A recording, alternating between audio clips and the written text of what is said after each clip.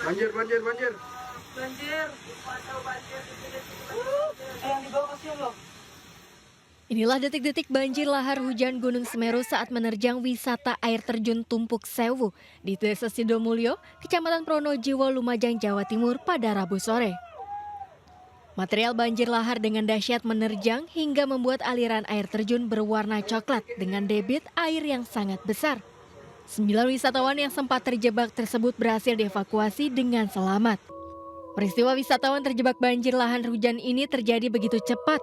Wisatawan diperbolehkan turun lantaran cuaca pada saat itu cerah dan tidak ada tanda-tanda turun hujan. Karena pada saat turun, ini kondisi di Sidomulyo, di tempat sewu ini tidak hujan. Sehingga pengelola sesuai dengan aturan yang sudah kami ingatkan menganggap itu aman. Sehingga pada saat turun di bawah, tiba-tiba air yang ada di Sungai Gledek itu meninggi dan ada cipratan lumpur. Pasca peristiwa tersebut, wisata air terjun Tumpuk Sewu masih dibuka untuk wisatawan. Namun petugas mengimbau tetap waspada dan mematuhi segala instruksi petugas. Dari Lumajang, Jawa Timur, Yayan Nugroho melaporkan. Kebakaran besar terjadi di kawasan padat penduduk di Tambora, Jakarta Barat.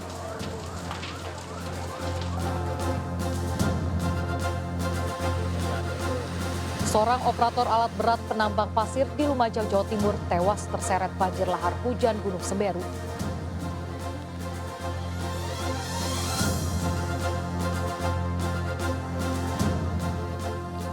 Presiden Joko Widodo membagikan bantuan pangan cadangan pemerintah berupa beras di gudang Bulog Sukoharjo.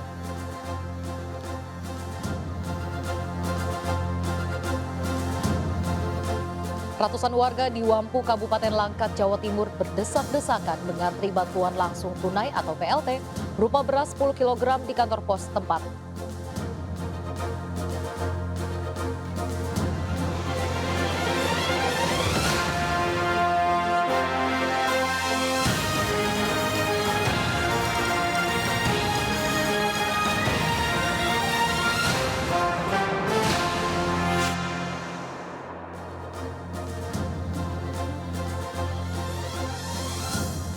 Selamat pagi, apa kabar pemirsa? Selain berita utama tadi, sejumlah laporan menarik juga akan menemani aktivitas pagi Anda. Bersama saya Raisa Nadia, berikut seputaran news pagi selengkapnya.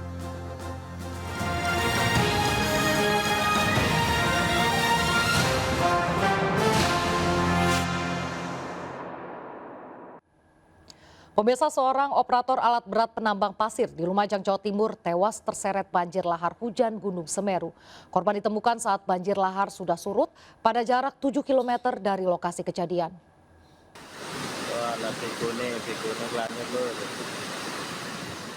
Jenazah Suparman, warga Kesamben, Blitar, Jawa Timur, seorang operator eskavator tambang pasir, ditemukan warga di aliran Sungai Gledek, perbatasan Kabupaten Lumajang dengan Kabupaten Malang, Rabu petang.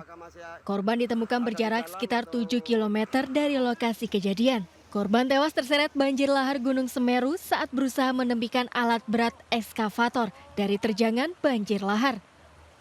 Namun belum sampai di tepian sungai, banjir lahar datang dengan intensitas besar hingga menyeret ekskavator. Memberi peringatan dengan cuaca ekstrim ini, hati-hati. Dan untuk para penambang, kalau sudah mendung dan muncul butiran gerimis, segera minggir. Segera minggir, amankan alat, amankan manusianya. Karena apa? Sewaktu-waktu lahar dingin ini pasti terjadi. BPBD Kabupaten Lumajang juga mengimbau penambang pasir untuk waspada dan menghentikan aktivitas di sepanjang jalur aliran lahar saat terjadi hujan. Dari Lumajang, Jawa Timur, Yayan Nugroho melaporkan. Pemirsa, pergerakan tanah terjadi di Kampung Jampang, Lebak, Banten mengakibatkan 29 rumah warga rusak. Sebagian warga memilih mengungsi ke tempat yang lebih aman karena hingga saat ini intensitas curah hujan masih cukup tinggi.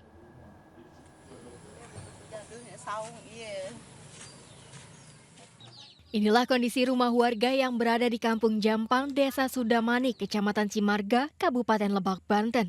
Tercatat ada 29 rumah warga mengalami retak hingga rusak parah.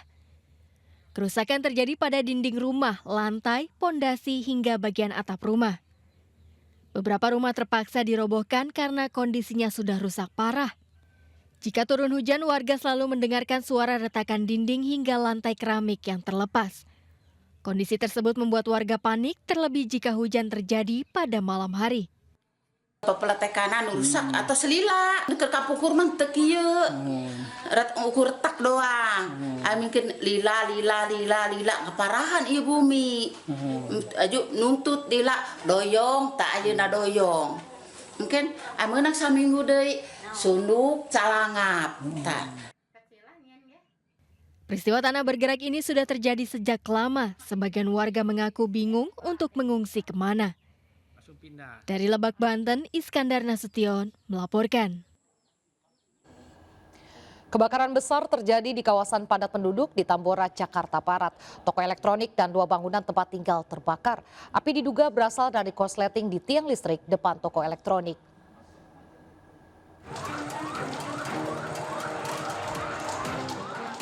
Kepanikan melanda warga Jalan Betet, Tanah Serel, Tambora, Jakarta Barat. Sebuah bangunan toko elektronik dan 2 bangunan tempat tinggal terbakar hebat. Api berkobar demikian besar membuat warga kesulitan melakukan pemadaman. Petugas pemadam kebakaran dan BPBD Kota Jakarta Barat dikerahkan ke lokasi kebakaran. Api diduga bermula dari korsleting listrik di sebuah tiang listrik depan toko elektronik. Awal mula apinya dari mana, Pak? Awal mula informasi dari warga, dari pihak rumah itu dari faktor listrik. Di dekat mana, Pak? Jadi di belakang saya sini, Pak. Itu dari atas itu. Petugas menerjunkan 16 armada pemadam kebakaran. Tidak ada korban jiwa maupun luka.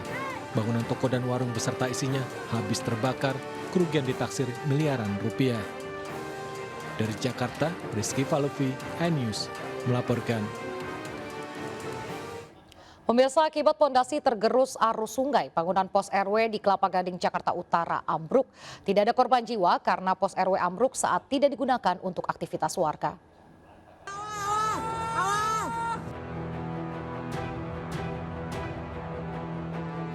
Detik-detik bangunan pos RW 11 di Jalan Tarian Raya Pegangsaan 2 Kelapa Gading, Jakarta Utara ambruk terekam kamera warga. Bangunan yang berdiri di pinggir sungai ini ambruk akibat pondasi bangunan tergerus arus kali Petukangan. Tidak ada korban jiwa dalam kejadian ini karena saat bangunan ambruk, pos RW dalam keadaan sepi, tidak ada aktivitas warga. Pasca kejadian ambruknya pos RW, petugas sumber daya air Kecamatan Kelapa Gading mengevakuasi puing bangunan yang ambruk agar tidak menyumbat aliran kali Petukangan. Banyak orang rame-rame di sini. Pas lihat di situ pos pada roboh ke kali semua. Terus banyak petugas juga nggak tadi? Banyak, polisi sini semua tadi. Langsung ngasih ini ya, garis polisi lain gitu ya? Ya. Polsek Sektor Kelapa Gading memasang garis polisi untuk mencegah warga agar tidak beraktivitas di sekitar lokasi bangunan yang ambruk karena membahayakan. Dari Jakarta, Miftahul Gani, iNews melaporkan. Tersangka kasus film dewasa Siskae diperiksa kondisi kejiwaannya. Kuasa hukum tersangka sempat menyatakan Siskae mengalami gangguan kejiwaan.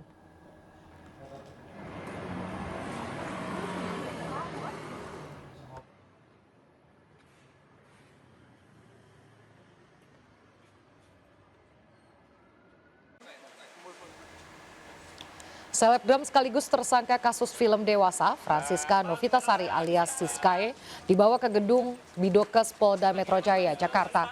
Siskae akan menjalani pemeriksaan kondisi kejiwaan. Kuasa hukum Siskae sempat menyebutkan bahwa kliennya mengalami gangguan kejiwaan dan minta penangguhan penahanan. Siskae kini ditahan di Polda Metro Jaya. Siskae dijemput paksa polisi setelah 2 kali mengabaikan surat panggilan pemeriksaan. Kabid Humas Polda Metro Jaya, Kombes Pol Ade Arisyam Indradi, menyatakan sejak 29 Januari Siskae telah 4 kali diperiksa, 2 kali pemeriksaan psikologis klinis dan 2 kali pemeriksaan psikiatris. Kasus dugaan film porno atau film dewasa Jakarta Selatan masih didalami oleh penyidik Subdit Siber di Treskrimsus Polda Metro Jaya.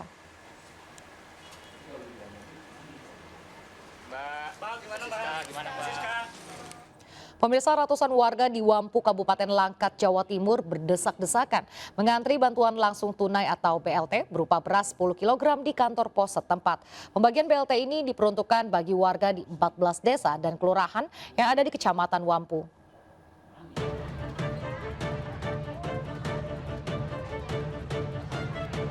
Ratusan warga memadati kantor pos Tabat Langkat, Sumatera Utara untuk mengambil bantuan langsung tunai atau BLT.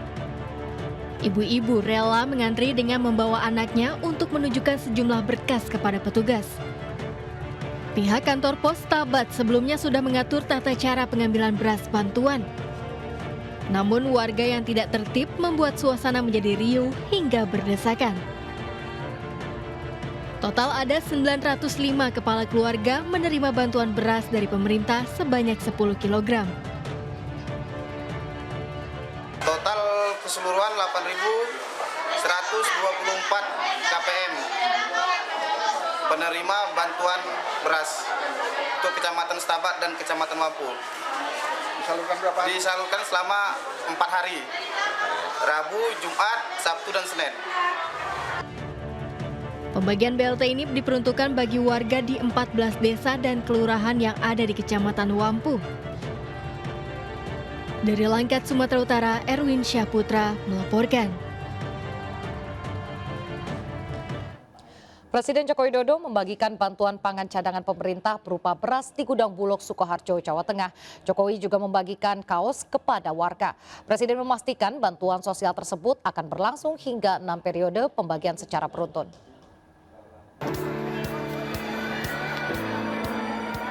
Presiden Joko Widodo membagikan bantuan pangan cadangan pemerintah di Gudang Bulog, Telukan Grogol, Sukoharjo, Jawa Tengah. Presiden membagikan sedikitnya 1.000 beras dan paket sembako bagi warga Telukan, Pandaian, dan Parangjoro. Presiden mengatakan harga beras melambung dan kenaikan tersebut dirasakan seluruh negara di dunia akibat El Nino. Karena itu, bantuan sosial diberikan secara bertahap, yaitu pertama untuk bulan Januari hingga berlanjut pada Juni 2024. Ini nanti Januari, Februari pikantuk malih, Maret pikantuk malih. Setuju? Yang tidak setuju tunjuk jari. Oh, mungkin ada yang nggak setuju, nggak apa-apa. Setelah Maret, April, Mei, Juni dilanjutkan lagi. Setuju? Yang tidak setuju tunjuk jari. Ngoten-ngoten. Diberi hadiah sepeda, nggak ada? Pancasila, 1. Pancasila, 1. Sebagaimana kebiasaan, Presiden juga memberi tantangan kepada warga, menyebutkan sila-sila dalam Pancasila dengan hadiah sepeda. Presiden juga membagikan kaos dan melayani foto selfie bersama warga. Dari Solo, Jawa Tengah, Septiantoro melaporkan. Instalasi pipa air bersih milik Perumda Pamjaya jebol di titik Kalisunter, Jakarta Utara. Air bersih menyembur keluar tak terkendali. Pipa jebol mengakibatkan warga di 2 RW mengalami krisis air.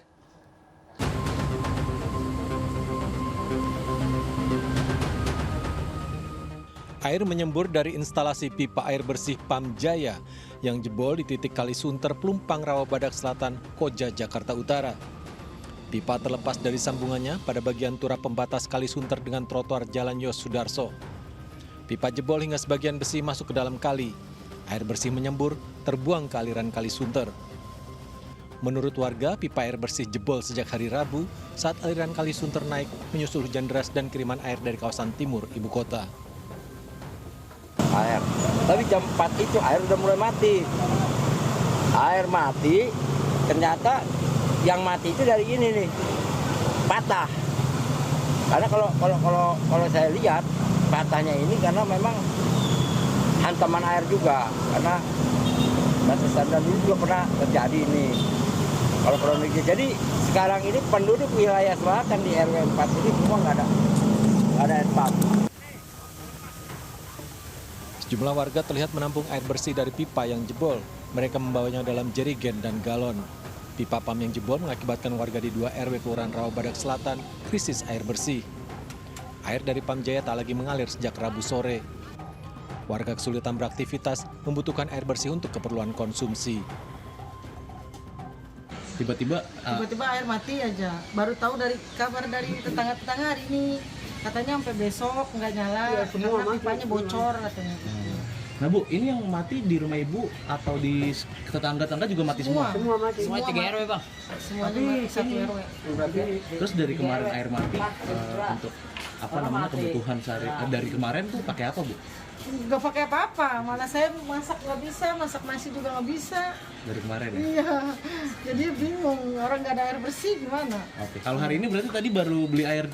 Ya, kemungkinan baru bisa masak hari ini, baru bisa masak nasi, baru bisa mandi. Hingga Kamis petang belum ada penanganan dari petugas terkait pipa jebol tersebut. Belum diketahui pasti penyebab instalasi pipa air bersih jebol.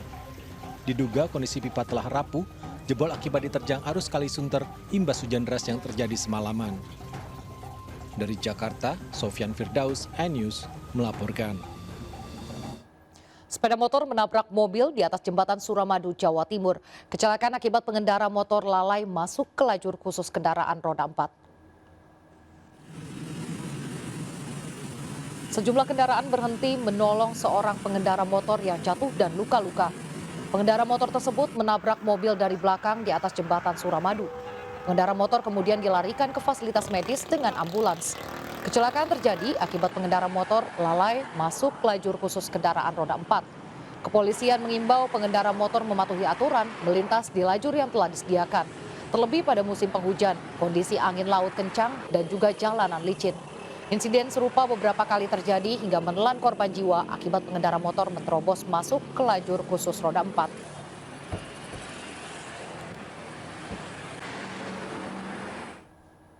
Pemirsa, pelaku kebakaran Bukit Teletabis di Bromo, Jawa Timur divonis 2 tahun penjara. Terdakwa adalah manajer wedding organizer yang membuat sesi foto pre-wedding menggunakan flare tersebut. Orang-orang sudah membuat kebakaran seperti ini, tapi masih Video ini sempat viral September 2023 lalu.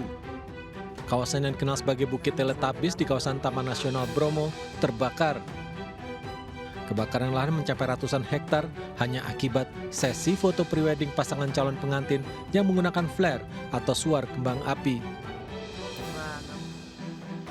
Manajer wedding organizer Andri Wibowo Eka Wardana dinyatakan bersalah dan dijatuhi hukuman 2 tahun penjara serta denda 3,5 miliar rupiah oleh Majelis Hakim Pengadilan Negeri Keraksaan Kabupaten Probolinggo. Vonis lebih ringan daripada tuntutan jaksa penuntut umum 3 tahun penjara dan denda sebesar 3,5 miliar rupiah. Terdakwa terbukti dan sah meyakinkan bersalah melakukan tindak pidana karena kelalaiannya membakar hutan sebagaimana diatur dan diancam pidana dalam pasal 78 ayat 5 junto pasal 50 ayat 2 huruf B Undang-Undang Nomor 41 tahun 1999 tentang kehutanan sebagaimana telah diubah dengan Undang-Undang Nomor 6 tahun 2023 tentang penetapan peraturan pemerintah pengganti undang-undang. Pasangan calon pengantin melakukan sesi foto prewedding di Bukit Teletabis Bromo. Mereka menyalakan flare atau suar kembang api dan kemudian menyambar rumputan dan tanaman kering hingga menyebabkan kebakaran lahan. Dampak kebakaran lahan, pemerintah menanggung kerugian lebih dari 741 miliar rupiah. Masyarakat Bromo pun merugi lantaran kunjungan wisata terpaksa ditutup. Dari Probolinggo, Jawa Timur, Hana Purwadi, iNews melaporkan. Petugas pemadam kebakaran Kota Padang mengevakuasi seekor ular piton sepanjang 3,5 meter yang bersembunyi di gudang rumah warga di Padang Timur, Kota Padang. Proses evakuasi berjalan dramatis karena ular melakukan perlawanan saat ditangkap.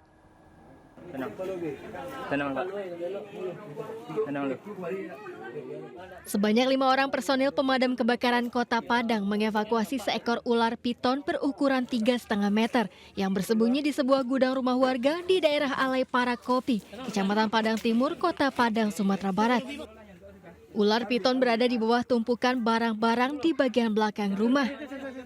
Saat ditangkap, hewan melata tersebut sempat melakukan perlawanan karena kondisinya yang masih agresif dan diduga tengah kelaparan. Menggunakan tongkat pengait, setelah 20 menit, ular piton berukuran 3,5 meter berhasil dievakuasi petugas. Pun posisi ular kami temukan di sebuah gudang di bawah tumpukan barang. Selama proses evakuasi berlangsung selama 30 menit. Adapun ular yang kami evakuasi adalah ular piton dengan panjang lebih kurang ada 3,5 meter. Ular piton selanjutnya diserahkan ke komunitas reptil agar bisa direhabilitasi sebelum dilepas liarkan ke habitatnya. Dari Padang, Sumatera Barat, Budi.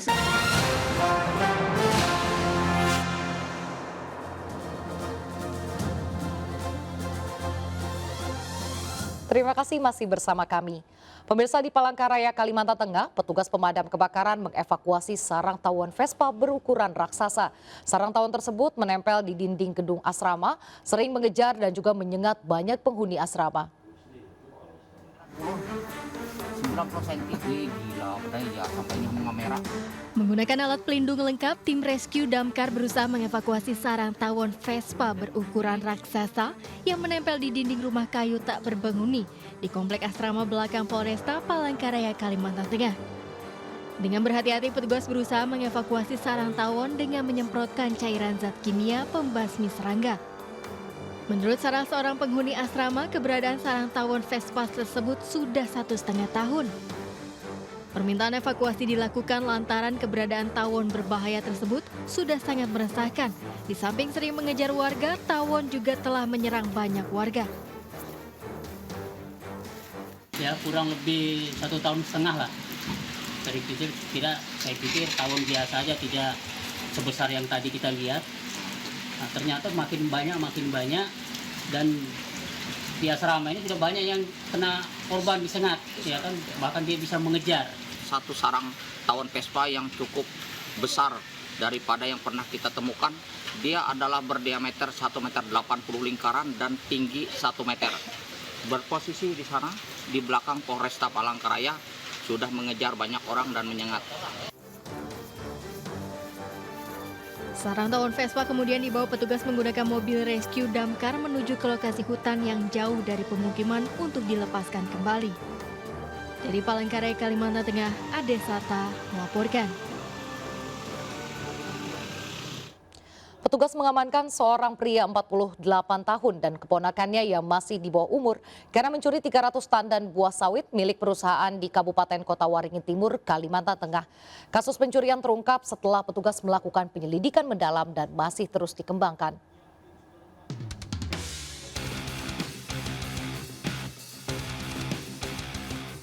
Petugas Ditreskrim Polda Kalimantan Tengah mengungkap kasus pencurian 300 tandan buah sawit dan mengamankan barang bukti, termasuk sebuah pick-up yang digunakan untuk mengangkut hasil curian. Petugas juga mengamankan pelaku pencurian Edel, 48 tahun, dan keponakannya berinisial Y yang masih berusia 16 tahun. Kasus pencurian buah sawit terjadi 26 Januari 2024 lalu di perkebunan milik CV Surya Bakti, Perkasa, Kabupaten Kota Waringin Timur, Kalimantan Tengah. Pelaku mengambil tumpukan buah sawit dan memasukkan ke dalam mobil pick-up. Melalui penyelidikan reserse ya, melakukan penyelidikan yang mendalam, kemudian kita temukan ya. Nah, ini nanti makanya kita akan kembangkan ke depan manakala ini ada berkaitan mungkin 480 dan lain sebagainya ya, tentunya itu memang kita dapatkan yang bersangkutan ya mengambil TPS ini berada di lokasi perusahaan ini. Tersangka pencurian kini ditahan di Polda Kalimantan Tengah dan dijerat pasal pencurian dengan ancaman 5 tahun penjara. Sementara keponakannya yang terlibat tidak ditahan karena masih berusia di bawah umur. Dari Palangkaraya, Kalimantan Tengah, Ade Sata melaporkan.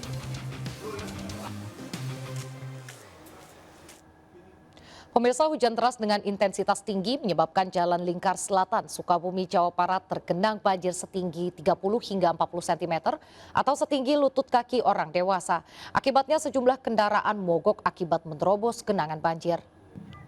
Tuh, mobil marogok, motor, tuh. Banjir merendam ruas Jalan Lingkar Selatan, Kecamatan Baros, Kota Sukabumi, Jawa Barat, Kamis petang. Ketinggian air setinggi 30 hingga 40 cm yang menggenangi kawasan ini membuat sejumlah kendaraan roda 4 maupun roda 2 mogok setelah mati mesin akibat nekat menerobos genangan banjir. Selain hujan deras, genangan air terjadi akibat tersumbatnya saluran air hingga membuat debit air menggenangi jalan. Para pengendara roda 2 yang tengah melintas ini terpaksa memutar arah saat mengetahui jalan tersebut terendam banjir. Banyaknya sejumlah kendaraan pengendara yang mogok, petugas mengalihkan arus lalu lintas untuk pengguna sepeda motor agar tidak melintasi kawasan tersebut. Selain merendam jalan, genangan air juga merendam kawasan terminal tipe C yang berada di wilayah tersebut. Untuk menyedot genangan air, petugas menggunakan pompa agar air cepat surut.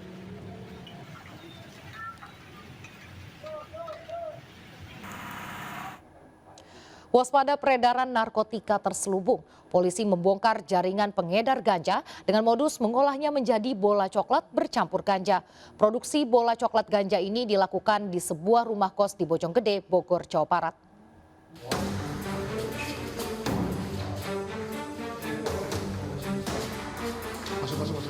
Sat Narkoba Polresta Bogor Kota menggerebek sebuah rumah kontrakan di kawasan Bojonggede, Bogor. 4 orang pemuda diamankan. Informasi yang diterima cukup akurat. Petugas mendapati beragam narkotika siap edar beserta alat produksinya. Namun yang menjadi perhatian petugas, komplotan ini menyamarkan ganja menjadi coklat berbentuk bola-bola. Mereka membuat bola coklat ganja untuk memudahkan penjualan dan membuat keuntungan berlipat.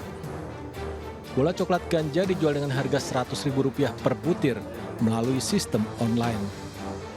Untuk 4 orang tersangka di kos-kosannya, ini dia memproduksi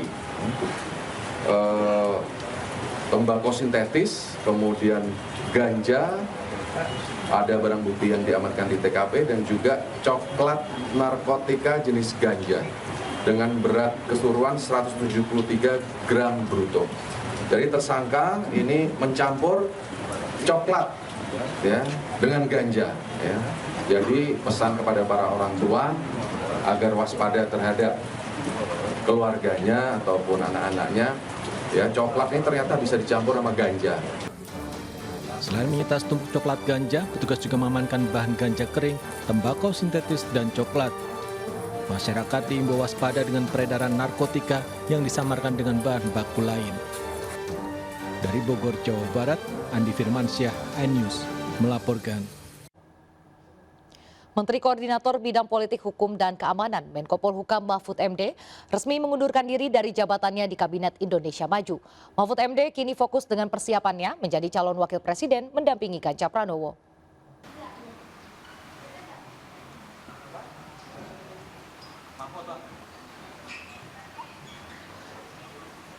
Usai melakukan pertemuan dengan Presiden Joko Widodo, Menteri Koordinator Politik, Hukum, dan Keamanan Mahfud MD langsung melakukan pertemuan pers.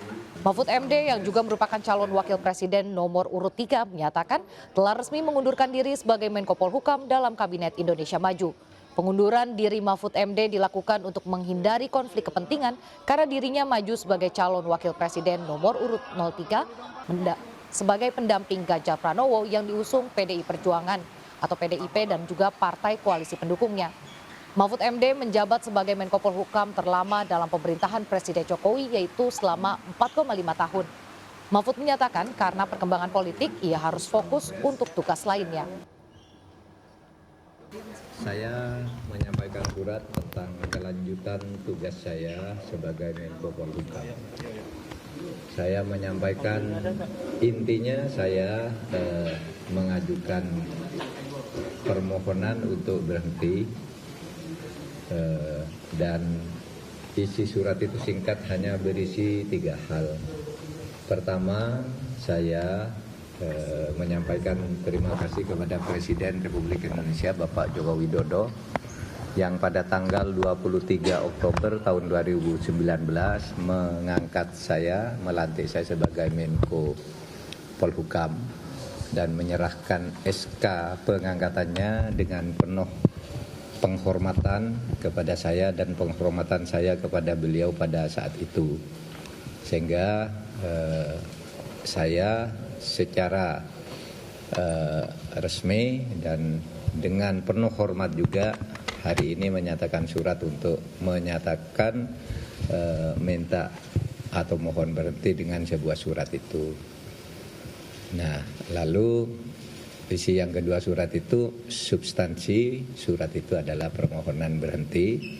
Lalu yang ketiga, saya mohon maaf kepada beliau kalau memang ada masalah-masalah yang kurang saya laksanakan dengan baik. Mahfud MD menyampaikan salam terakhirnya kepada para wartawan yang bertugas di kantor Polhukam. Mahfud menyebut banyak kesulitan berkoordinasi antar lembaga untuk menyelesaikan satu masalah yang justru terbantu karena pemberitaan wartawan. Saya mengucapkan terima kasih kepada saudara para jurnalis, terutama di Kemenko Polhukam ini yang sangat rajin datang ke sini dan sangat membantu saya. Sangat membantu. Gaya kerja saya itu justru pemukulnya saya selalu menggunakan wartawan. Karena mukul sendiri tidak bisa kalau ada orang nakal itu. Maka kalau ada orang nakal, pejabat nakal, sulit saya hadapi sendiri, berkoordinasi ke tanah macet, saya lempar ke wartawan, dilempar ke publik, semuanya lancar. Karena kalau macet tidak bisa saya atasi, saya lempar ke atas biar rakyat yang mengeroyok, lalu kembali ke saya, bisa saya selesaikan. Itu yang saya lakukan dalam banyak kasus, menyelesaikan masalah-masalah di tugas Kemenko Polhukam ini. Saudara tetap harus rajin-rajin datang ke sini. Saya belum tahu siapa nanti yang akan menjadi pengganti, tetapi penting bagi Kemenko Polhukam itu dekat dengan wartawan. Pengunduran diri Mahfud MD dari jabatannya sebagai Menko Polhukam disambut positif. Calon Presiden nomor urut 3 Ganjar Pranowo menilai keputusan tersebut tepat untuk mengurangi potensi penyalahgunaan fasilitas negara. Sekjen DPP PDIP Hasto Kristianto juga mengapresiasi langkah Mahfud MD mundur dari jabatannya.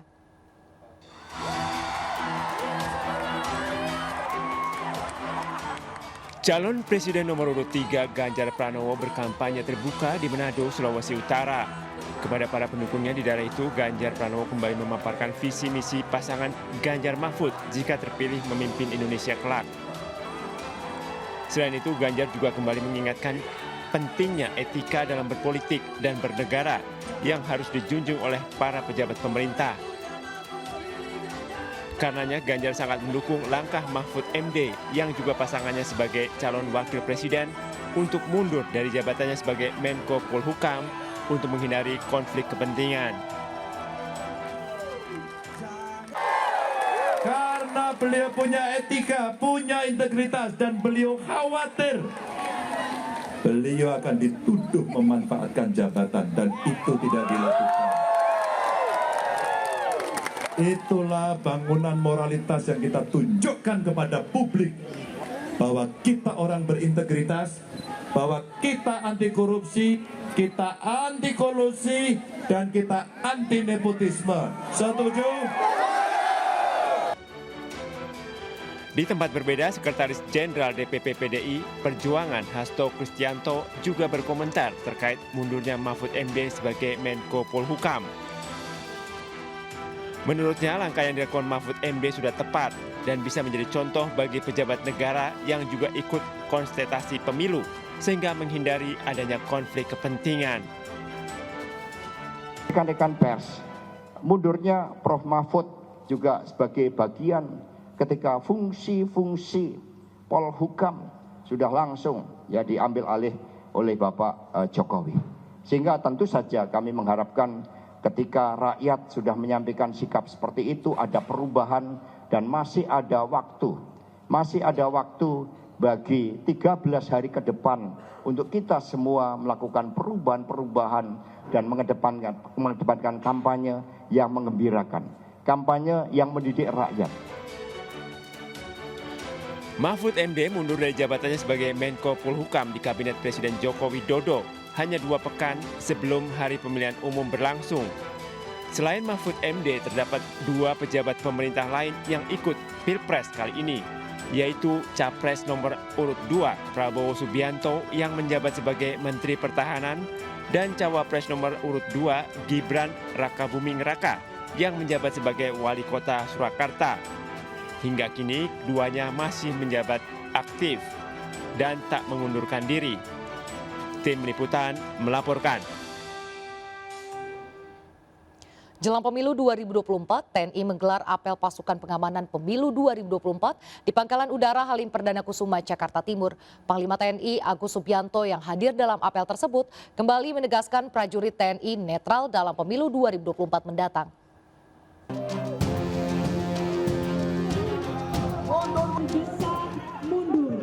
Menjelang pelaksanaan Pesta Demokrasi 14 Februari mendatang, TNI melakukan apel pasukan pengamanan pemilu 2024 yang berlangsung di Pangkalan Udara Halim Perdana Kusuma, Jakarta.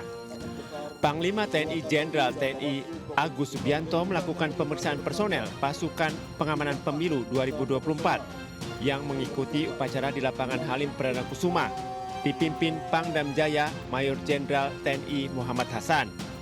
Dalam apel persiapan jelang pemilu itu juga dilakukan simulasi oleh pasukan TNI anti huru-hara untuk mengantisipasi adanya aksi unjuk rasa dan bentrokan yang mungkin terjadi dalam pemilu mendatang.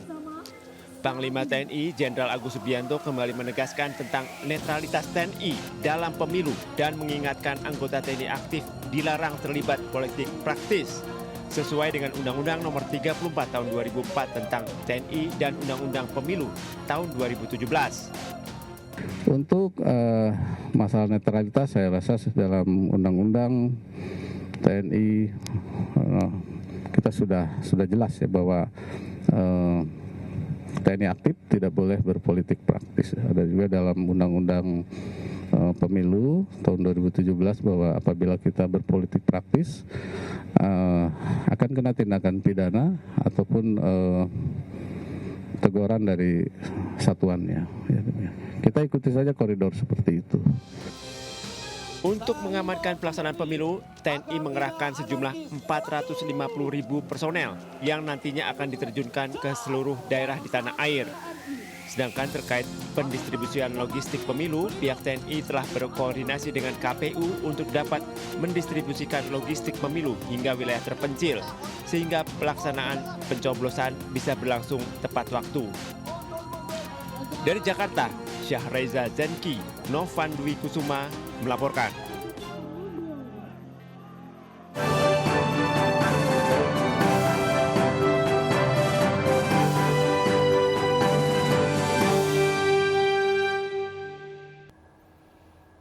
Pemirsa, calon presiden nomor urut 1 Anies Baswedan menghadiri kampanye akbar di Kabupaten Tapanuli Selatan, Sumatera Utara. Dalam orasinya, Anies berjanji akan memprioritaskan pertumbuhan ekonomi masyarakat Pantai Barat dalam pembangunan ke depan.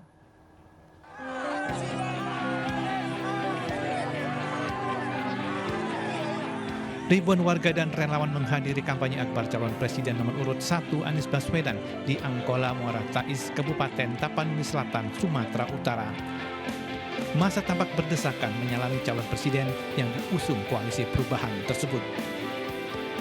Anies yang mengusung gerakan perubahan menyoroti sumber daya alam kawasan pantai timur Sumatera Utara, khususnya Kabupaten Tapanuli Selatan. Sebab banyaknya sumber daya alam ternyata belum berdampak besar terhadap kesejahteraan masyarakat. Anies berjanji akan memprioritaskan pertumbuhan ekonomi masyarakat Pantai Barat dalam pembangunan ke depan. Kita ingin agar kemajuan perekonomian di seluruh kawasan Tapanuli Selatan khususnya, dan juga seluruh pesisir pantai barat Sumatera Utara menjadi prioritas untuk pembangunan ke depan. Investasi didorong, tapi bukan seperti selama ini. Selama ini investasi banyak, tapi padat modal, sehingga tidak menciptakan lapangan kerja. Selain Tapanuli Selatan, Anies dijadwalkan menghadiri kampanye akbar di Deli Serdang. Dari Tapanuli Selatan, Sumatera Utara, Indra Mulia Siagian melaporkan. Calon Presiden nomor urut 2 Prabowo Subianto menghadiri kampanye akbar Partai Demokrat di Kota Malang, Jawa Timur. Prabowo curhat karena sering dijadikan bahan nyinyiran termasuk joget gemoynya.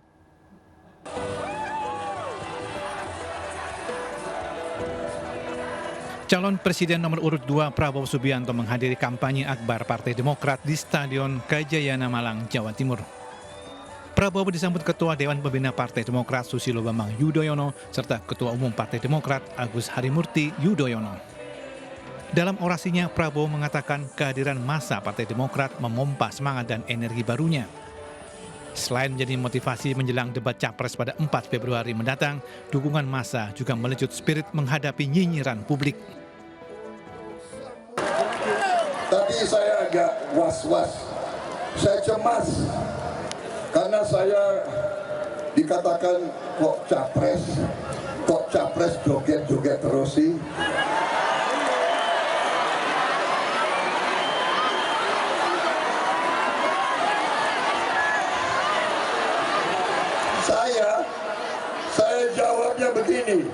Saya jawabnya begini, coba tunjuk dalam Undang-Undang Dasar 45 ada nggak larangan joget? Prabowo mengaku siap menghadapi debat Capres Pamungkas pada Minggu malam. Sementara SBY menegaskan Prabowo adalah putra terbaik bangsa yang siap dan mampu memimpin bangsa Indonesia 5 tahun mendatang. Dari Malang, Jawa Timur, Denny Irwansyah melaporkan. Sementara itu, calon presiden nomor urut 3 Ganjar Pranowo menyapa masyarakat Sulawesi Utara saat belusukan ke pasar ekstrim Kota Tomohon. Lawatan Ganjar ke Sulawesi Utara sekaligus memastikan aspirasi rakyat terserap secara baik untuk diperjuangkan bersama Mahfud MD jika dipercaya untuk memimpin Indonesia lewat Pilpres 14 Februari mendatang.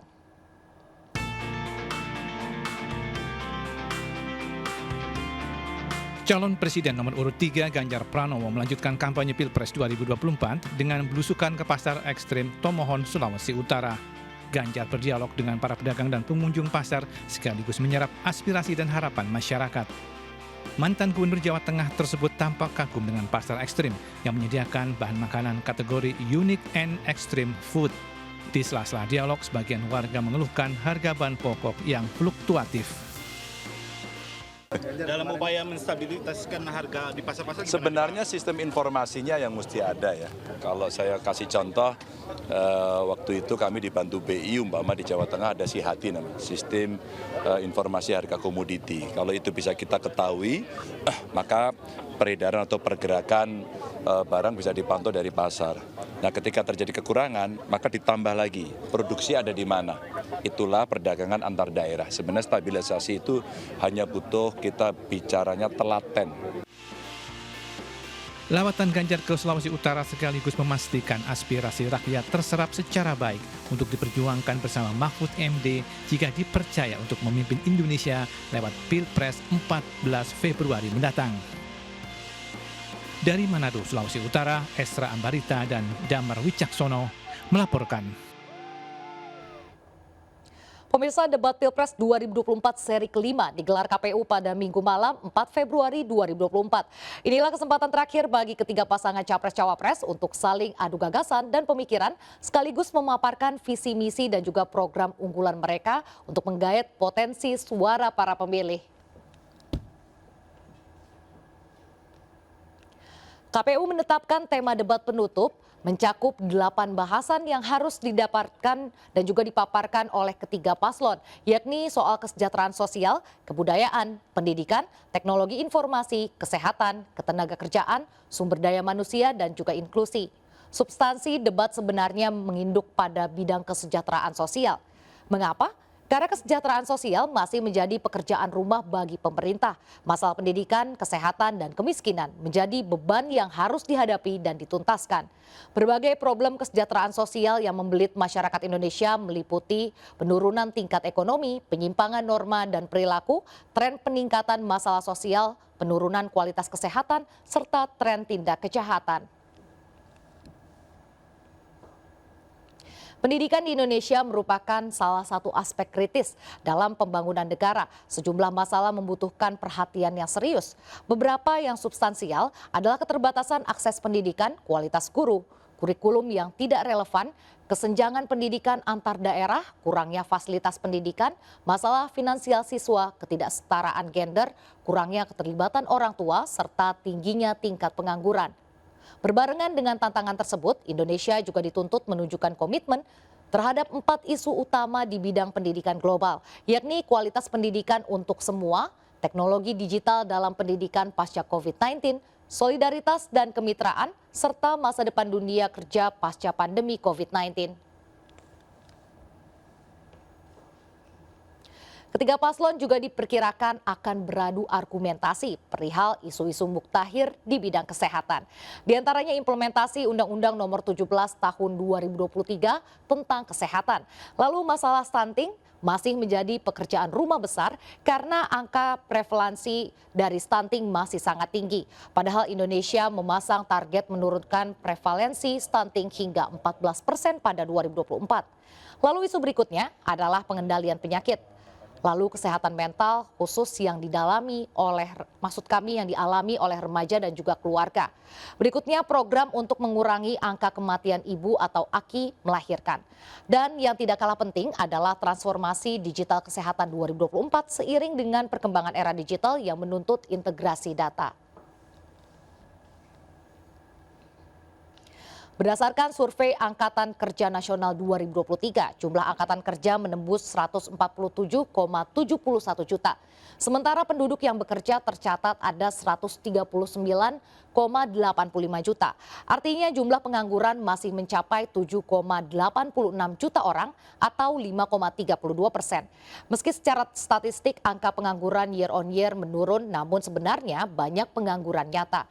Selain pengangguran nyata, isu utama ketenagakerjaan yang saat ini dihadapi adalah jumlah angkatan kerja yang tidak seimbang dengan kesempatan kerja yang ada. Lalu kualitas tenaga kerja yang relatif rendah, persebaran tenaga kerja yang tidak merata, alih daya atau outsourcing, serta pemutusan hubungan kerja atau PHK.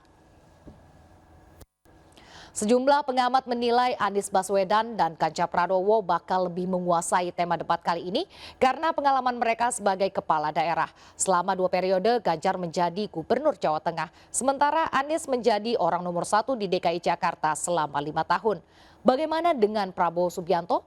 Pengalaman sang cawapres Gibran Rakabuming Raka sebagai wali kota Solo sedikit banyak akan membantu paslon nomor urut 2 tersebut.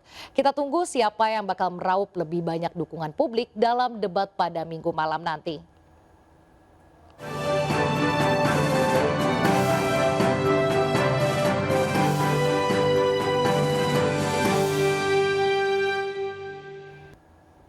Kita ke informasi lain pemirsa, seorang pria membawa istrinya yang lumpuh menggunakan gerobak dorong ke rumah sakit di kota Lubuk Linggau, Sumatera Selatan.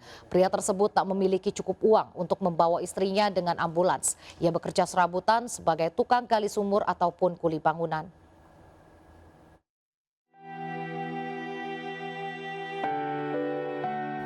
Seorang suami mendorong gerobak berisikan istri yang lumpuh ke RSUD Siti Aisyah, kota Lubuk Linggau, Sumatera Selatan. Seorang satpam dan perawat segera membantu pria tersebut. Pasangan suami istri tersebut bernama Parmin dan Rismiwati. Mereka datang untuk berobat. Parmin dan Rismiwati tinggal di sebuah rumah kontrakan sederhana bersama seorang anaknya. Parmin bekerja serabutan sebagai buruh bangunan, terkadang menjadi tukang gali sumur.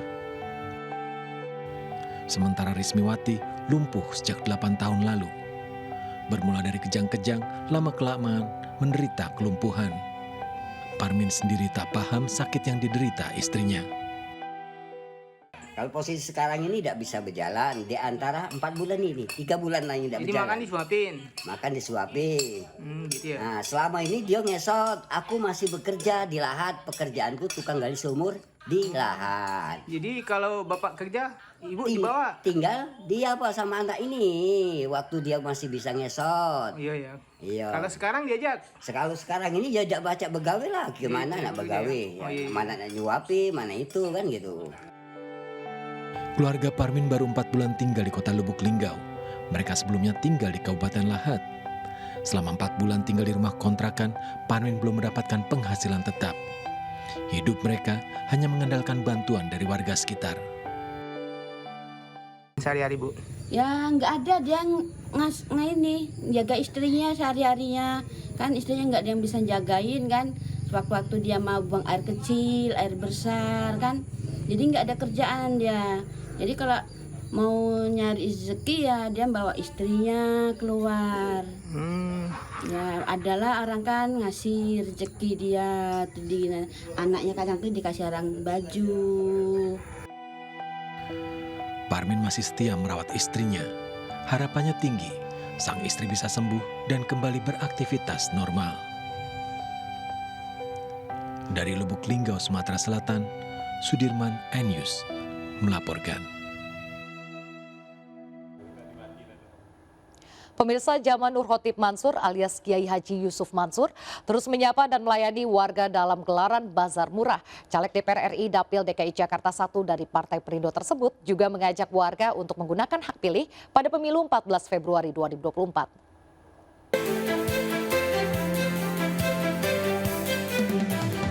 Ribuan warga Jalan Swadaya Raya RW 01 Cipinang Melayu, Kecamatan Makassar, Jakarta Timur menyambut antusias kehadiran caleg DPR RI Dapil DKI 1 dari Partai Perindo, Jam'an Nur Khotib Mansur alias Kiai Haji Yusuf Mansur bersama caleg DPRD DKI Jakarta Dapil 6 Wahyu Nur Iman. Ustadz Yusuf Mansur hadir untuk menyapa masyarakat dalam gelaran bazar minyak goreng murah untuk warga. Dengar langsung dari masyarakat apa yang dibutuhin, apa yang diperluin. Bahwa insya Allah kami akan menjadi wakil dari masyarakat Jakarta Timur, baik di DPR RI Senayan maupun di DPRD Jakarta. Dan mudah-mudahan bisa amanah ketika terpilih, bagus, dan benar-benar menyuarakan dan mewakili masyarakat Jakarta Timur. Harapannya ya masyarakat semua bisa terbantu dan sesuai dengan visi misi kita untuk kesejahteraan untuk masyarakat Indonesia bisa tercapai. Dan melihat antusiasmenya sih kita optimis bahwa Perindo pasti menang. Selain di Kecamatan Makassar, Ustadz Yusuf Mansur juga hadir di Bazar Murah Minyak Goreng untuk warga di Cipinang Barat 1, Kecamatan Cipayung. Warga juga diedukasi tentang tata cara pencoblosan surat suara yang akan digunakan di TPS pada pemilu 14 Februari 2024. Lumayan sih buat bantu-bantu rumah tangga ya, buat masak ini segala macam. Semoga menang nanti ya pemilihan Pilpres 2024, semoga semakin sukses aja, semakin jaya. Dengan program real kita, tebus murah minyak ini kita berikan kepada konstituen kita, khususnya di wilayah Jakarta Timur. Para caleg partai yang dipimpin oleh Haritanu Sudibyo ini juga mengajak masyarakat yang memiliki hak pilih untuk menggunakannya dalam menentukan masa depan bangsa 5 tahun ke depan. Tim Liputan iNews melaporkan.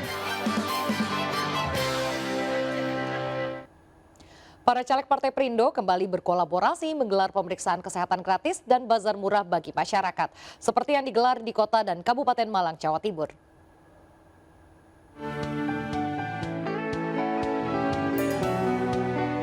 Warga Kota Lama, Kedung Kandang, Kota Malang sangat antusias mengikuti pemeriksaan kesehatan gratis yang digelar Christoporus Taufik. Caleg DPR RI Dapil Jawa Timur 5 bersama Mahmudi, caleg DPRD Kota Malang. Tekanan jantung dan cek gula darah hingga konsultasi dengan dokter dijalani saat pemeriksaan. Tidak hanya itu, warga juga dapat membeli minyak goreng seharga Rp5.000 per liternya. Tujuannya adalah kita mau bersilaturahmi dengan warga yang pertama itu dan membantu menyediakan sembako yang dibutuhkan oleh masyarakat berupa minyak. Masa kampanye selesai. Ya, mudah-mudahan dengan adanya sosialisasi ini dan cek kesehatan gratis, minyak mudah-mudahan Perindo bisa lebih tinggi suaranya di Kota Malang. Sementara itu di Desa Banjararum, Kecamatan Singosari, Kabupaten Malang, Christoporus Taufik yang juga Ketua DPP Partai Perindo bidang hukum internal mengikuti senam sehat bersama warga. Warga yang hadir dapat memeriksakan kesehatannya dan menebus murah minyak goreng. Ya sebetulnya ke Partai Perindo terus terang aku salut banget karena ini ya sering mengadakan kegiatan yang bermanfaat untuk rakyat. Oke, masih banyak hadiahnya. Masih. Pemilunya lebih. Dan yang belum mendaftarkan atau diskusinya silakan. Ada langsung menuju ke stand yang ada di sebelah kanan. Mengajak komunitas Bantengan, para caleg Partai Perindo juga mensosialisasikan tata cara pencoblosan surat suara pemilu 2024. Tim Liputan iNews melaporkan. Melalui kegiatan Senam Sehat, calon anggota legislatif DPR RI Dapil Jabar 9, Rati Purnamasari mengajak warga untuk hidup sehat. Caleg Partai Perindo tersebut juga melakukan sosialisasi program-program unggulan Partai Perindo kepada warga Subang, Jawa Barat.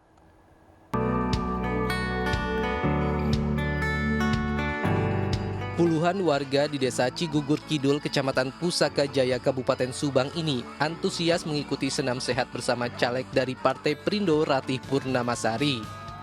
Melalui senam sehat, caleg DPR RI Dapil Jabar 9 ini juga mensosialisasikan program Partai Perindo dan Capres-Cawapres Ganjar Mahfud kepada masyarakat. Sebagai putri daerah, saya ingin membangun kembali tanah leluhur dan tentu dengan harapan dan diiringi dengan doa dan restu dari ibu-ibu dan masyarakat sekitar. Sementara di Kecamatan Kalijati, Rati juga mengadakan bazar minyak goreng murah. Bazar minyak goreng murah ini diharapkan dapat membantu masyarakat karena hanya butuh Rp5.000 untuk membeli 1 liter minyak goreng. Dalam kesempatan ini, Rati Purnamasari juga mengajak masyarakat menggunakan hak pilihnya pada pemilu tanggal 14 Februari 2024 mendatang. Dari Subang, Jawa Barat, Yudi Heriawan Juanda, iNews melaporkan.